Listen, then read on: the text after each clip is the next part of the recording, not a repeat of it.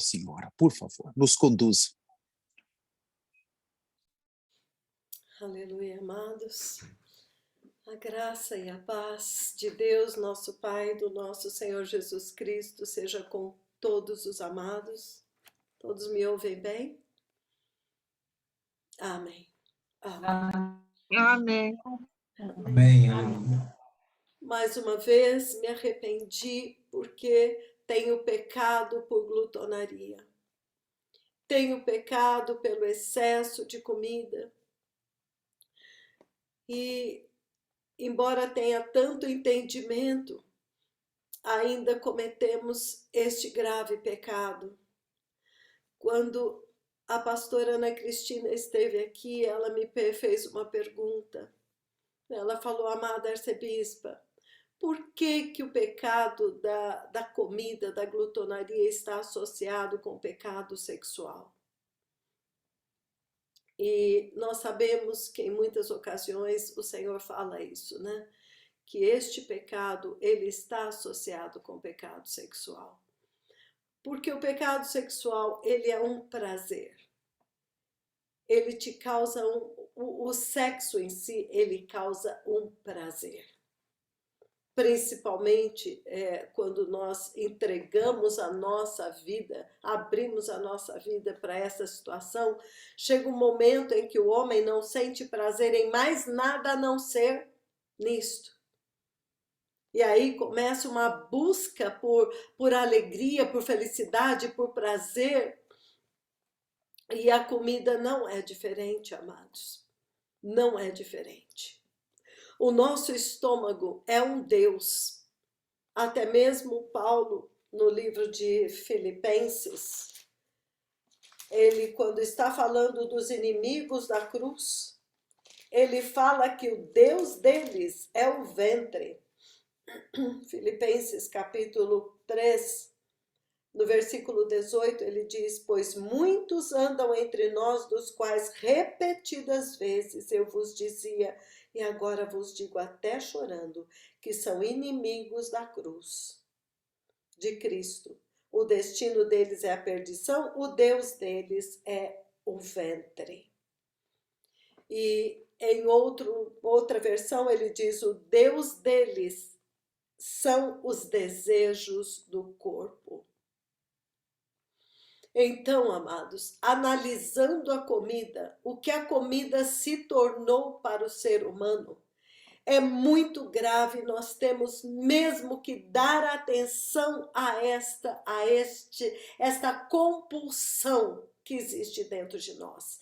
Porque a mesma compulsão pelo sexo o ser humano tem pela comida. A mesma busca do prazer no sexo o ser humano tem na comida. É a mesma busca. E quando nós vemos em Gênesis 3, a forma como a serpente usou para atrair a atenção de Eva. E depois você vê João, o apóstolo João, no livro de 1 João, capítulo 2, no versículo, por volta, vamos abrir lá, deve ser o versículo 18, um pouco antes, no 15 em diante. 1 João 2, o Senhor fala: não ameis o mundo, nem o que no mundo há. Se alguém ama o mundo, o amor do Pai não está nele, porque tudo que há no mundo, a concupiscência da carne, a concupiscência dos olhos e a soberba da vida, não procede do Pai. Amados, este olhar e cobiçar e ter fome de algo, este é o nosso perigo. Eu oro ao Senhor que me ajude a explicar isto, mas eu quero falar essencialmente da comida. A comida se torna, amados, um escape. Se nós não tomarmos cuidado na nossa vida, a comida se torna a hora do seu relaxamento. Você não vê a hora de comer para você relaxar. Quando está ansioso, a comida traz alívio. O que é isso, então? Que praticamente toma o lugar de Deus na nossa vida. a ponto de a comida se tornar um calmante, a comida se tornar uma fonte de prazer. Amados, se nós formos meditar a respeito da questão da comida e como que a primeira concupiscência aconteceu, era uma árvore e era um alimento, era um fruto. Algo que a serpente chamou a atenção para tirar o foco de Eva de Deus e então olhar e ver alguma coisa que deu a ela um apetite. A partir de então, amados, nossos olhos se tornaram uma porta muito poderosa para entrar muito pecado. Por isso que aqueles que hoje entendem a verdade, eles focam de novo os olhos em Cristo. Em 2 Coríntios, capítulo 11, do versículo 2, 3, Paulo está falando a respeito de um mistério, daquilo que aconteceu em Gênesis. Quando ele diz que a serpente enganou Eva e corrompeu a mente dela. Vamos lá para entender isso, porque é importante, porque tudo isso está muito ligado com o alimento e com as nossas concupiscências. Então, em 2 Coríntios, capítulo 11,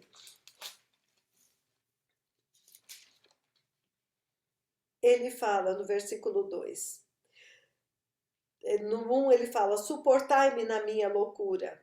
Isso aqui não é Paulo falando, isso aqui é o Espírito Santo falando. Porque zelo por vós com zelo de Deus, visto que vos tenho preparado para vos apresentar como virgem pura a um só esposo que é Cristo. Versículo 13 é aqui. Mas receio que assim como a serpente enganou a Eva com a sua astúcia, não foi de uma forma clara, foi com astúcia. Ele jogou uma isca e foi atraindo ela para esta morte. Assim também seja corrompida a vossa mente e se aparte da simplicidade e pureza devidas a Cristo. Amados, no dia em que ela tirou o olho dela do Senhor Deus, do próprio Cristo, e pôs o olho em qualquer outra coisa, naquele dia entrou muitas coisas e tudo que tomou lugar de Deus. Então, quando ele fala de você ter fome e se apartar do Senhor, isso quer dizer que aquilo que seria devido ao Senhor, o lugar do nosso descanso, o nosso prazer que deveria estar só no Senhor, nós encontramos uma fonte de prazer na comida. E o que foi explicado hoje pela pastora sênior Ana Cristina muito bem, é que a comida, ela não é menos pecaminosa do que a bebida. Por que que nós entendemos isto na bebida? Vamos falar no excesso da bebida e na bebida alcoólica e não entendemos na comida quando ultrapassa o limite daquilo para o qual Deus criou. Lembrem-se que esse é o exemplo mais claro que eu vou dar para vocês mais uma vez. Então eu digo que muitas vezes eu peco também quando o excesso de pressão pelo peso do ministério, pressão pela intensa atenção na tradução. Muitas vezes, quando aquilo acaba, eu sinto muita fome. E eu entendo que isso não deveria ser assim. Pelo contrário, eu deveria estar saciado. Mas eu vejo que a pressão gera em mim como que um escape na comida. E isto é pecaminoso. Isto é pecaminoso, eu me arrependi hoje, eu tenho muitas vezes me arrependido deste pecado e quero ser nunca mais ter isto, porque eu entendo o que eu vou dizer para vocês. Quando Deus tirou aquele povo do Egito, e é o que Deus está fazendo conosco hoje, uma das coisas que Deus pôs ordem no povo dele no deserto foi no comer. Enquanto eles estavam no Egito, eles participavam de tudo que era disponível para eles lá. E tudo tinha muito sabor, tudo seduzia a carne deles. E isto hoje, meus amados, eu vejo de uma forma muito clara. Então vou dizer, se não peca num lado, peca pelo outro. Porque eu tenho entendimento e pratico a simplicidade do alimento. Eu pratico isso. Mas não deixa de ser pelo excesso. Peca pelo excesso. Então existe um prazer oculto que alimenta uma área da nossa carne, que está muito associado até com o prazer do sexo. Então, quando nós olhamos hoje, esse dia de hoje, a quantidade de programas de comida, de como fazer comida, e cada um elabora, e as pessoas ficam vidradas naquilo, todo dia precisa fazer uma coisa diferente, e aquilo se torna vamos dizer, um ritual na sua vida. É verdade ou não é? E nós ficamos sempre tentando inventar uma comida nova, Outra coisa, observa que os apartamentos hoje, as casas, eu sei, amados, eu sou bem idosa. No meu tempo nunca existiu isso. Nunca existiu. Agora existe um negócio que chama espaço gourmet. Eu não entendo isso. Quando eu olho essas coisas, eu falo, este é o templo. Este é um templo de adoração. Quando você deveria ter na tua casa um lugar onde você adora a Deus, está sendo estabelecido nas casas um lugar de adoração à comida. Então, isso é uma coisa tão sutil, mas que é muito claro. Nós sabemos, então, que, bom, fora os restaurantes, fora que tudo tem que ser acompanhado com comida, qualquer encontro que você faz, qualquer coisa que você celebra está muito associado com a comida. Amado, nesse ponto, isso não é pecaminoso, porém, a forma como isso acontece e a forma como nós nos prostramos. Tem gente que até, quando vê uma coisa muito gostosa, eles falam, isso aqui é para comer de joelhos. Não sei se vocês já viram essa expressão. Dá até arrepio pensar nisso, que você come uma comida de joelhos, mas de vez em quando escapa do ser humano aquilo que está escondido no coração, que a pessoa nem sabe o que está falando. No deserto, Deus pôs ordem e Deus estabeleceu uma dieta muito simples. Entenda-se que por simplicidade, ele está falando, ele reduziu tudo a duas coisas, 2 alimentos. Tudo aquilo que eles tinham antes, que depois Deus fala, que foi a razão pela qual eles caíram, eles ficaram olhando para trás e desejando as cebolinhas, os alhos, os melões, os tomates, os peixes do Nilo. Então, naquele momento, Deus tinha mandado eles deixarem isto para trás.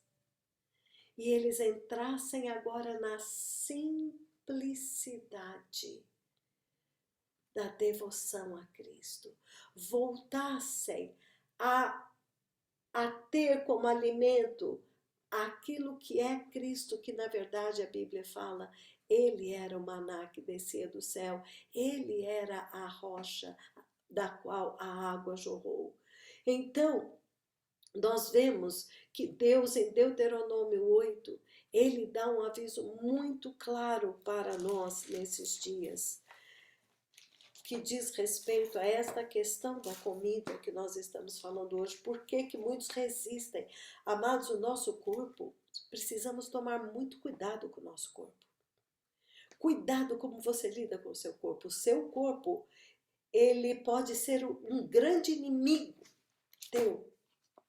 Cuidado com aquilo como nós somos subjugados, porque na verdade o teu corpo é como se existisse dentro de você um outro ser que exige uma adoração. Aqui em Deuteronômio 8, no versículo 2 ele fala: recordar-te-ás de todo o caminho pelo qual o Senhor teu Deus te guiou no deserto estes 40 anos, para te humilhar, para te provar e para saber o que estava no teu coração, se guardarias ou não os seus mandamentos. Ele te humilhou e te deixou ter fome. Aleluia! Eles precisaram ter fome, e quando eles tiveram fome, o Senhor deu para eles o maná.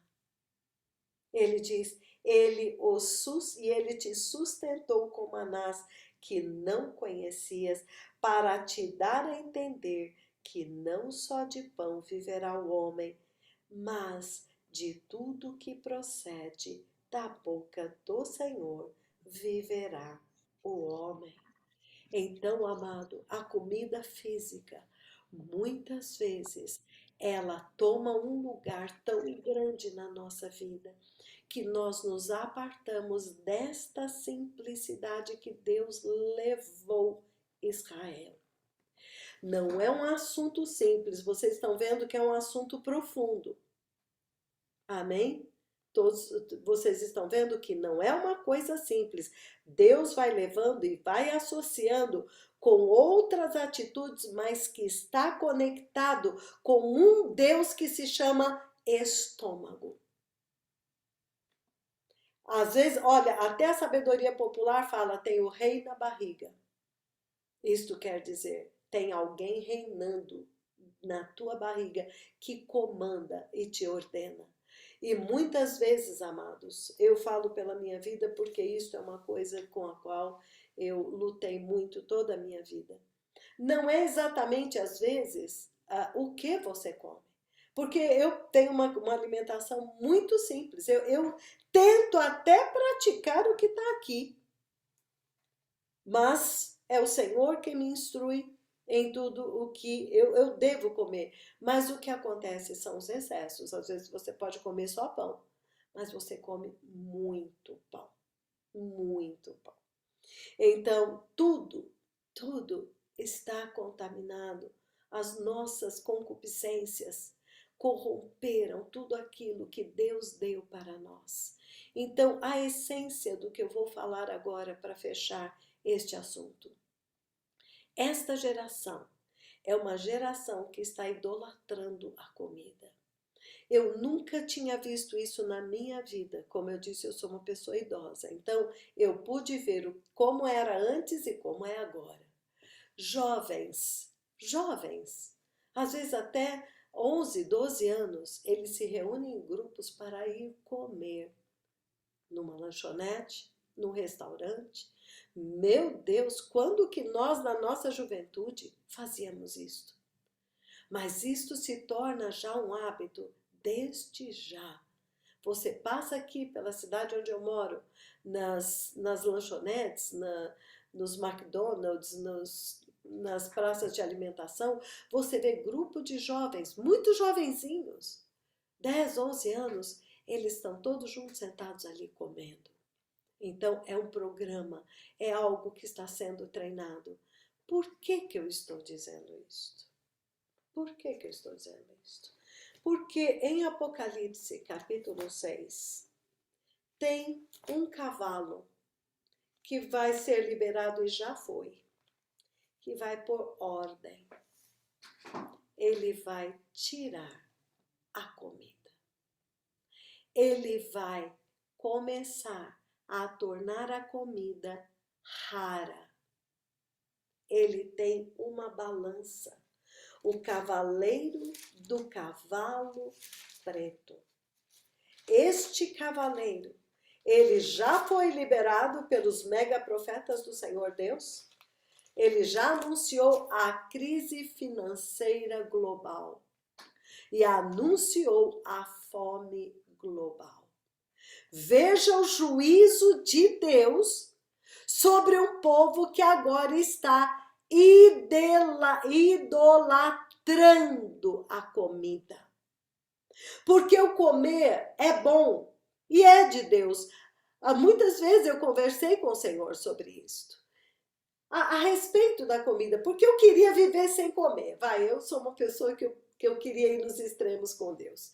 E é claro que o Senhor me corrige. Acho que nesta busca muitos acharam que queriam se ver livre de uma coisa. É horrível, a comida é um negócio horrível. Todo dia você tem que se preocupar o que você vai fazer, com o que você vai comer. O Senhor disse que isso não deveria ser a nossa preocupação. Porque está escrito lá, vocês andam ansiosos com o que vão comer, com o que vão beber. Veja como o Senhor mostra que a comida é algo muito, muito perigoso. Você tem que lidar com isso com muito cuidado. Aleluia! Estão entendendo? Então, se o corpo precisa da comida, então é como se o corpo tivesse uma enfermidade. E a comida é apenas um remédio para esta enfermidade. Mas nunca foi para Deus, o plano de Deus, que fosse uma fonte de prazer. Então, amados, quando agora o Senhor já liberou nesta geração o cavaleiro do cavalo preto, e ele mostra aqui no versículo 6 que uma medida de trigo por 1 denário e 3 medidas de cevada por 1 denário. Ou seja, uma medida de trigo pelo salário de um dia de trabalho. Você vai trabalhar um dia inteiro por uma porçãozinha de trigo, que é mais nutritivo, ou 3 medidas de cevada, que é menos nutritivo. Ou seja, o suficiente, você vai trabalhar um dia pelo suficiente de uma pessoa comer. Desta forma, o Senhor Deus vai julgar a concupiscência da carne, a concupiscência da glutonaria. Aqueles que antes comiam e comiam e comiam, de repente eles não vão ter o alimento.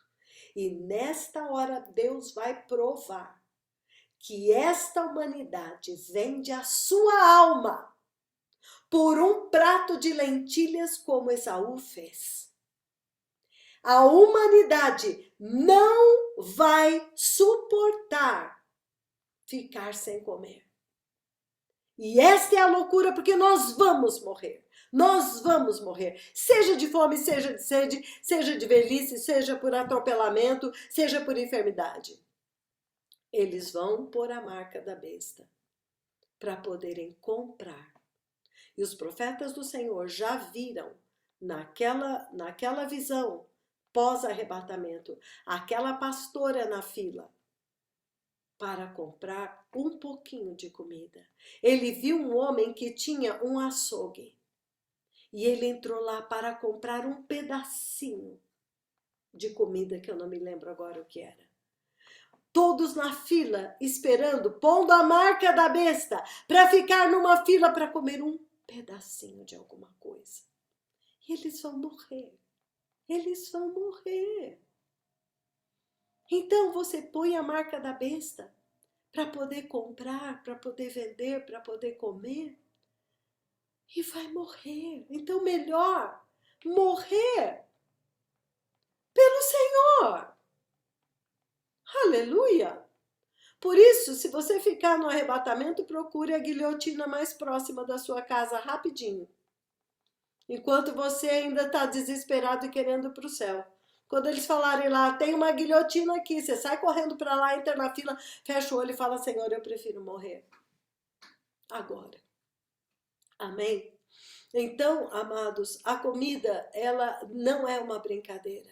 Não é um assunto leviano. E quando agora os 2 mensageiros do trono de Deus, eles vêm para estabelecer ordem na igreja, eles têm o poder e a autoridade comprovada por esta que vos fala e por muitos nesta sala, que quando ele decreta jejum, o nosso estômago fecha.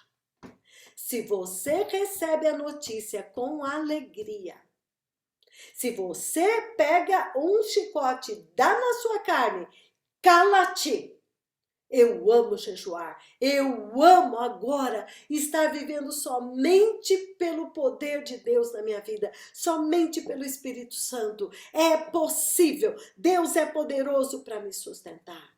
Eu creio que é possível.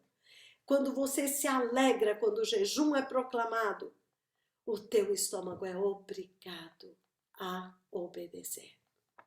Amém? Então, amados, é fé. É fé. Os profetas do Senhor estão colocando diante do homem uma grande oportunidade de estarem prontos para o arrebatamento. Porque no jejum, eles restringem a comida e eles falam para nós também evitarmos, ou até eles proíbem você não ver notícia, não ver. Por quê? Porque isto aqui se alimenta daquilo que entra. Então você tem que preservar os seus olhos também, tem que preservar os seus ouvidos durante o jejum, porque é como se Deus colocasse o nosso corpo em uma pausa. E eles também falam sobre a intimidade dos casais. Jejuem também na intimidade, ou seja, para que o seu corpo esteja sendo de fato santificado naquele período. Alguém está me entendendo?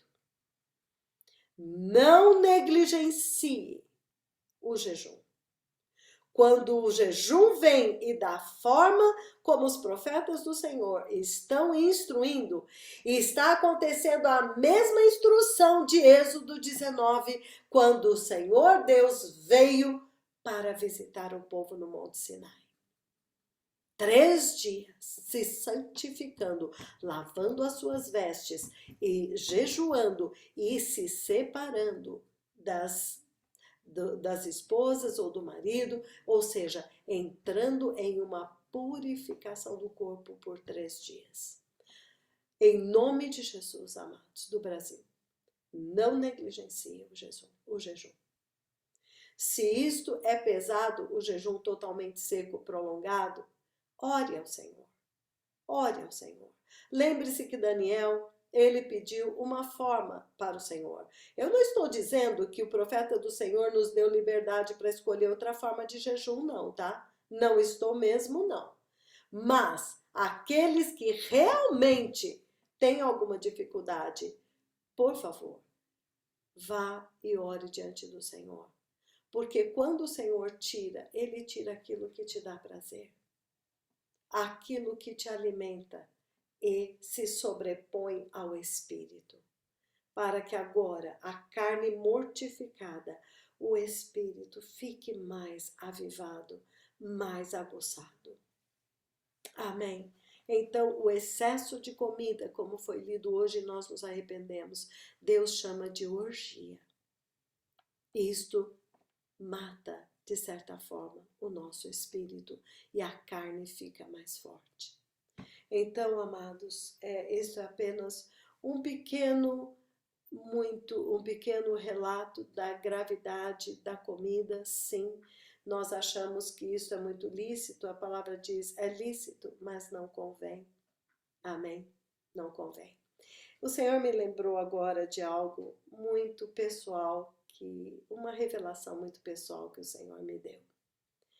Eu tinha esquecido disso, mas eu já ia até me despedir, mas eu acho que se o Senhor me lembrou tão forte é porque Ele quer. O que aconteceu com Elias e a viúva? A viúva de Sarepta. Então vamos lá, no livro de Reis.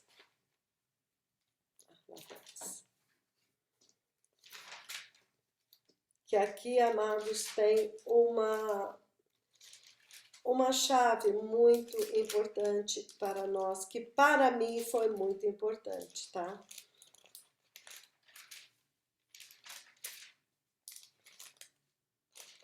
Eu nem sei onde é que está aqui.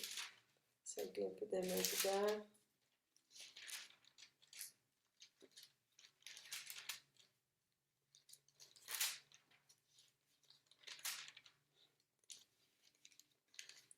véspera diz assim. Alguém pode... Shalom, Arcebispa. 1 Reis 17, 7. Tá, estava aqui e não estava vendo. Amém, muito obrigada. Elias e a viúva de Sarepta. Poderoso Deus, eu oro agora que o teu povo entenda um princípio que é bastante profundo. É uma revelação pessoal, mas que, Senhor, eu entendi muitas coisas aqui, quando Jesus disse, porque entre tantas viúvas em Israel, Elias foi a uma viúva de Sarepta, fora dos limites de Israel. Aqui então ele disse, veio a palavra do Senhor, 1 Reis 17, 8. Então veio a palavra do Senhor dizendo, vai-te, dispõe-te e vai a Sarepta, que pertence a Sidom, veja, o território dos adoradores das trevas. Demora-te ali, onde ordenei a uma mulher viúva, que te dê comida. Então ele se levantou e se foi a Sarepta. Chegando à porta da cidade, estava ali uma mulher viúva, apanhando lenha. Ele a chamou e lhe disse, traze-me, peço-te, uma vasilha de água para eu beber. Indo ela a buscá-la, ele a chamou e lhe disse, traze-me também um bocado de pão na tua mão. Presta atenção na resposta dela. Porém ela respondeu, tão certo como vive o Senhor teu Deus, nada tenho cozido. Há somente um punhado de farinha numa panela e um pouco de azeite numa botija. E vês aqui, apanhei 2 cavacos e vou preparar este resto de comida para mim e para o meu filho. Comê-lo-emos e morreremos. Comê-lo-emos e morreremos. Elias lhe disse, não temas, vai e faze o que disseste, mas primeiro faze dele para mim um bolo pequeno e traze-mo aqui fora. Depois farás para ti mesma e para o teu filho. Amados, eu meditei por algum tempo nesta passagem. Esta passagem ela é muito usada pela apostasia para arrancar dinheiro das pessoas, como se eles fossem Elias. E as pessoas tinham que dar para eles tudo o que eles tinham. Mas aqui o princípio que o Senhor me ensinou, eu sei que a palavra de Deus ela é uma palavra multiforme, mas o princípio que Deus me ensinou aqui está na resposta da viúva. Ela disse que ela tinha só um finzinho. Ela disse, vês aqui, eu tenho somente um punhado de farinha numa panela e um pouco de azeite numa botija. Veja que... Ai, Jesus. Apanhei 2 cavacos e vou preparar este resto de comida para mim e meu filho. O que ela respondeu? Comê-lo-emos e morreremos. Quem de nós teria uma comidinha para mim, para você e para o seu filho amado? E você aceita com tanta docilidade dar o último grão de comida que você tem para o seu filho e você dá para o profeta. Por que esta mulher pôde obedecer? Este era o princípio que eu estava perguntando para o Senhor. Por que que ela pôde obedecer? Quem de nós daria para um homem desconhecido até? Supõe-se que ela não sabia quem ele era. Ela não sabia quem ele era porque Deus mandou ele ir para outro território, para o território das trevas, dos adoradores do diabo. Senhor, o que esta viúva tinha que as outras viúvas não tinham? Esta viúva tinha algo que somente na redenção da cruz e do sangue Deus pode dar ao homem. Não ter medo da morte. O mistério para mim foi revelado quando ela falou: nós vamos comer e vamos morrer. Ela já tinha aceitado a morte.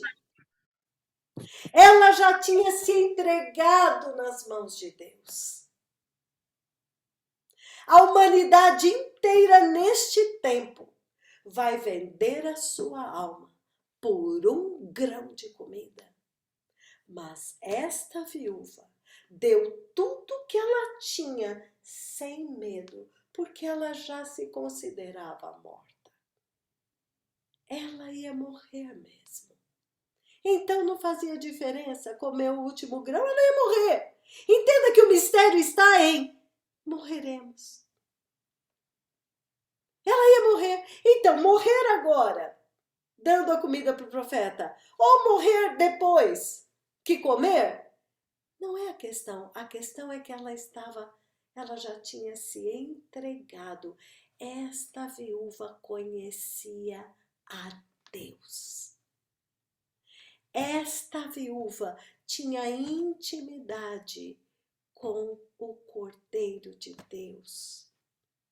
Esta viúva, ela reconheceu o profeta de Deus. Veja que aqui fala da comida, a qual ela deveria se agarrar. Mas ela já tinha determinado: nós vamos morrer, filhinho. É só isso aqui, nós vamos morrer. Quando o profeta pediu, ela não sabia o que ele ia fazer. Ela nem sabia, talvez, quem ele era. Como ela tinha intimidade, ela conhecia Deus, e por isso Deus mandou o profeta lá, vai naquela lá. Ela passou no teste. E ela já estava morta mesmo. Ela já se considerava morta. Ela e o filho. Ela pôde dar, porque ela já tinha se entregado nas mãos de Deus. E quando ela fez isto, Deus reverteu a situação dela. É o mesmo princípio quando Deus pede o único filho de Abraão. Teu único filho. Aquele que você não vai poder ter mais. Quando Deus pede o único filho de Abraão, o filho da promessa. Imagine o apego que este pai devia ter nesse filho. Por ser o filho da velhice, o filho do milagre. Mas o mesmo Deus que deu o filho, pediu de volta. Depois eu vejo isso, mas ele pediu aquele filho. E você vê que Deus fez Abraão andar 3 dias até o Monte Moriá. Naqueles 3 dias, Deus foi vencendo dentro dele. Se você meditar na palavra, em adoração, você vai vendo que Abraão andou aqueles 3 dias com Isaac, lutando contra a carne dele. Até que quando ele chegou no monte, Deus já estava sentado no trono do coração dele. E ele teve uma revelação ali, que está revelada no livro de Romanos, capítulo 5, capítulo 4. Abraão teve uma revelação de Deus, que os profetas do Senhor mencionaram para nós. Uma palavra que mudou a minha vida. Mudou a minha vida. Então, enquanto Abraão estava indo levar aqueles filhos, foi necessário uma caminhada de 3 dias para ele vencer o amor dele pelo filho e amar a Deus acima do filho. Ele venceu. Deus ajudou Abraão a vencer o amor pelo filho e colocar Deus em primeiro lugar. E quando ele chegou lá, ele chegou decidido a matar Isaac. Foi ou não foi? Ele subiu decidido. Ele amarrou Isaac. Ele chegou a pôr ele no altar. E aqui está escrito. Aliás, não sei, acho que algumas versões falam que ele não amarrou. Romanos capítulo 4, versículo 17. Aqui está o que aconteceu com Abraão. Por que ele pôde dar aquele filho? Ele diz, como está escrito, por pai de muitas nações te constituí. Perante aquele Deus, deveria estar aqui com letra maiúscula para você entender. Aquele Deus todo-poderoso, grande eu sou, que visitou Abraão, no qual creu Abraão, ou seja, o Deus que vivifica os mortos e que chama à existência as coisas que não existem. Abraão entendeu que se Deus mandou ele matar Isaac, Deus era poderoso para ressuscitar Isaac. E se Deus não ressuscitasse Isaac, Isaac viveria para sempre. Amados filhos de Deus, muitos na grande tribulação vão vender a sua alma para comprar comida para não morrer. Mas em toda a Bíblia, aqueles que conheceram a Deus, eles romperam o medo da morte. A comida está muito associada com a preservação da vida. Mas a verdadeira vida não é aqui. Por isso, se algum dia você entender isto, nós nunca mais vamos ter outras coisas no lugar de Deus.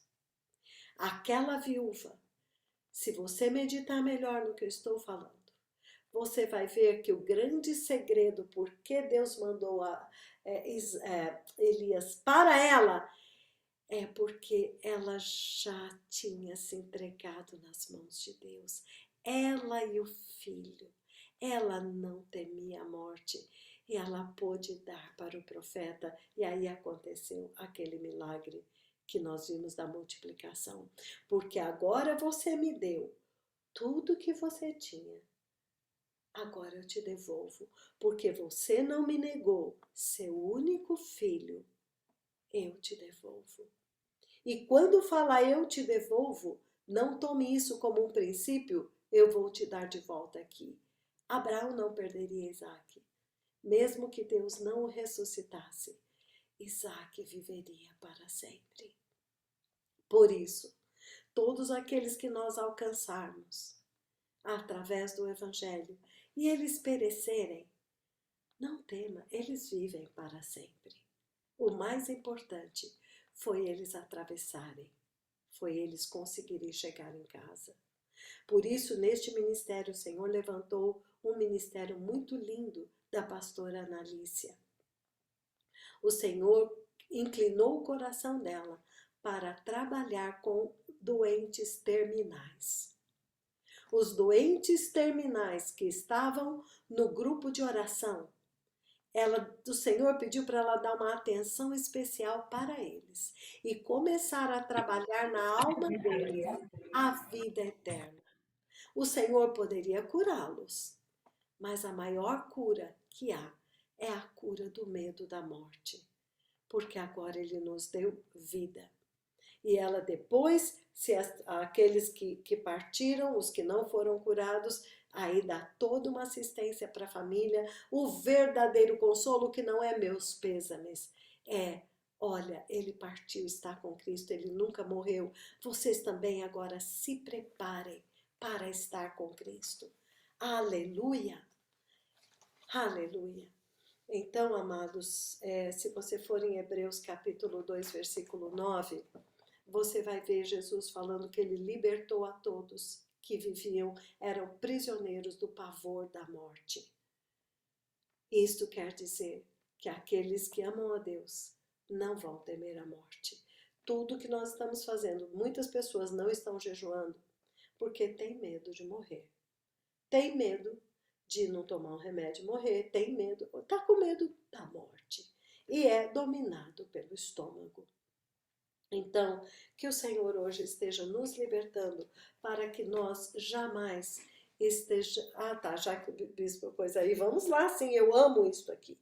Eu amo a vitória de Jesus sobre a morte, eu amo a ressurreição, eu amo a glorificação. Isto é o que me impele a me arrepender e nunca ceder diante das circunstâncias, porque eu amo, eu sei que o meu Deus vai me ressuscitar, eu sei que se eu permanecer firme, ele vai. Aqui então ele fala, no versículo 9 de Hebreus 2, a parte B, Jesus, por causa do sofrimento da morte, foi coroado de honra e de glória, para que pela graça de Deus provasse a morte por todo homem. Ele passou pela morte e nós passamos pela morte nele. Quando ele morreu, se nós fomos crucificados com ele, quando ele morreu, nós morremos. Quando ele ressuscitou, nós ressuscitamos. No 14 ele diz, pois visto que os filhos têm participação comum da carne e do sangue, destes também ele igualmente participou, para que por sua morte destruísse aquele que tem o poder da morte, a saber, o diabo, e livrar a todos nós, aleluia, que pelo pavor da morte estávamos escravos da comida, da bebida, das concupiscências deste mundo, porque nós temos pavor da morte, mas quando ele te libertou do pavor da morte, agora nós somos livres, aleluia. Então, amados, fica aqui esta palavra, o Senhor cavou fundo conosco hoje a partir desta questão da comida, mas está tudo muito ligado a isto.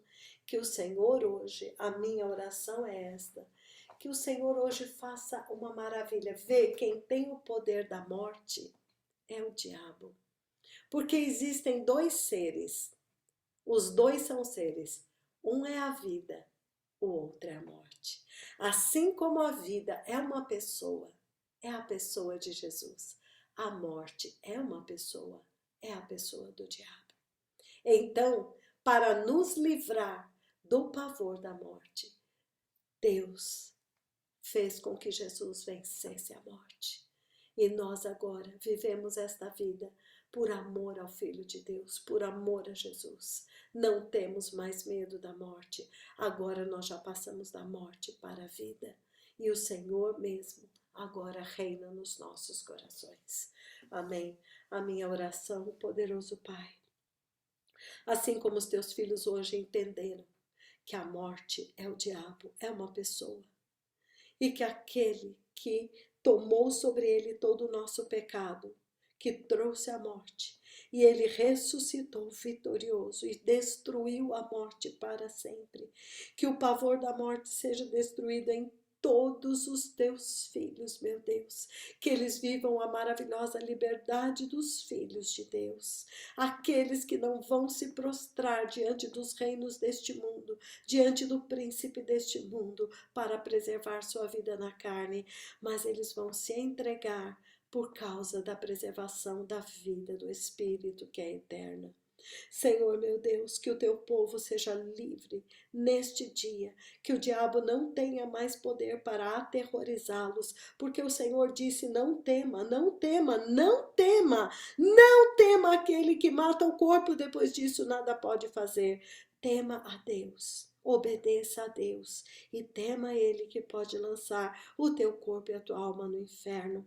Então que este corpo de Cristo agora, que está sendo conduzido pelas duas testemunhas de Apocalipse 11, este corpo de Cristo seja um povo vivificado, um povo totalmente liberto do medo e do pavor da morte e seja liberto dos sistemas perversos deste mundo e não se dobram diante de nada para poder preservar sua vida na carne, mas antes se entregam nas mãos de Deus, como a viúva de Sarepta. Pai, em nome de Jesus, a maior vitória que Jesus conquistou para nós foi destruir o pecado e a morte. Agora Ele nos ressuscitou e Ele vai nos glorificar naquele dia. Eu sei que são palavras profundas, meu Deus, mas eu te peço que elas penetrem profundamente no coração dos teus filhos e tenham o efeito que devem ter. A maravilhosa liberdade dos filhos de Deus, aqueles que se prostram somente diante de Deus. Que assim seja, porque a cruz do Calvário foi suficiente para destruir todo o pecado. E Ele ressuscitou e destruiu a morte. Em nome de Jesus. Amém. Amém. E amém. Amém, amados.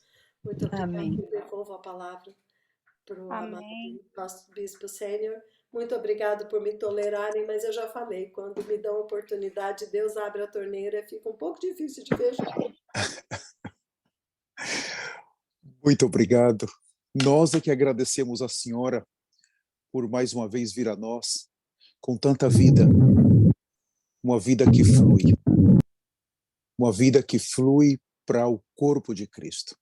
Essa é a vida que alimenta o novo homem. Muito obrigado, não temos nada a acrescentar e eu quero pedir, primeiro agradecer ao Bispo João Rafael por sempre cooperar com o clamor.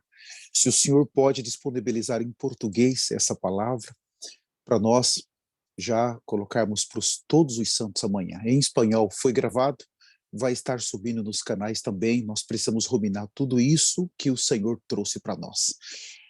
Já nos arrependemos, já nos alimentamos e já fomos abençoados pela oração. Nos resta então, shalom, shalom, obrigado, Sênior, muito obrigado, arcebispa, por nos conduzir tão poderoso. Muito obrigado.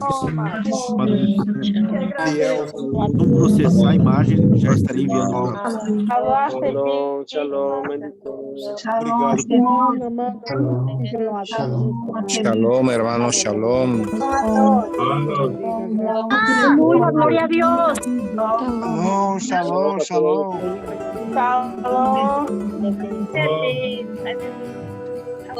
Shalom, shalom. אבוא לשאת תפילה בעד עמי,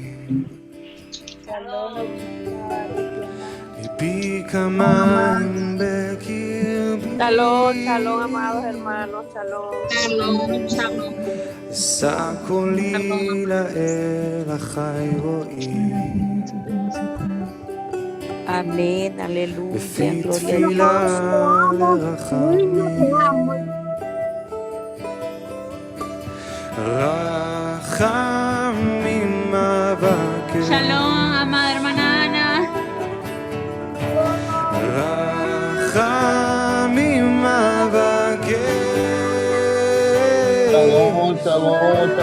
למען שמך, למען שמך, רחמים אבקש. למען שמך, למען שמך, רחמים אבקש.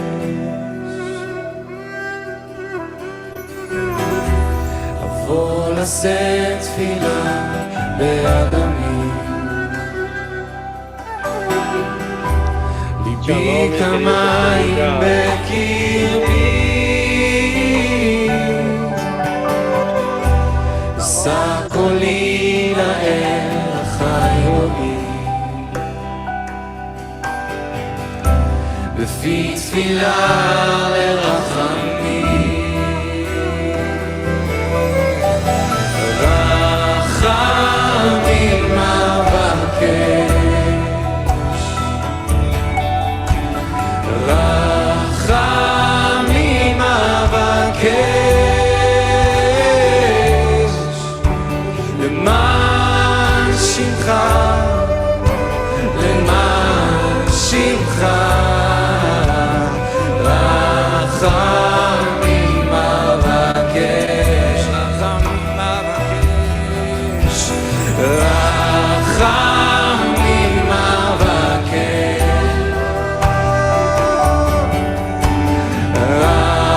רחמים אבקש, למען שמך, למען שמך, רחמים אבקש, למען שמך, למען שמך, רחמים אבקש, למען שמך, למען שמך, רחמים אבקש,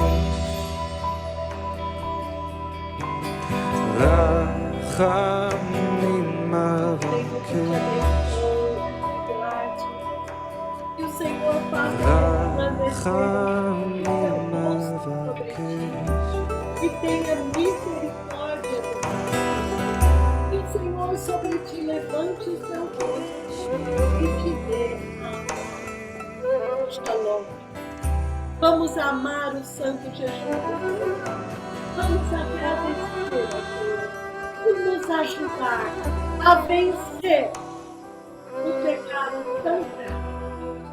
Eu abençoo todos, cubro todos com o sangue de Jesus.